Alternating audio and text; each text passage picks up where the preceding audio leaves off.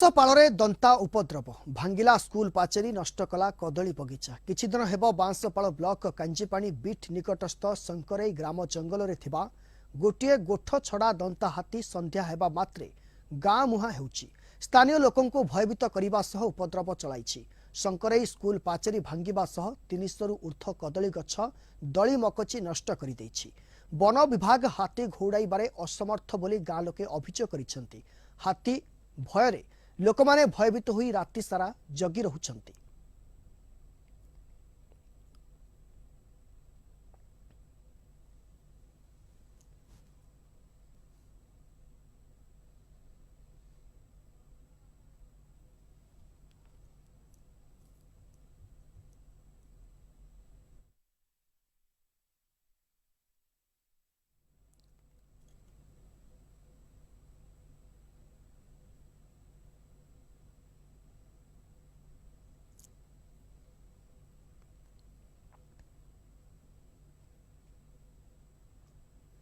उद्घाटित हेला कला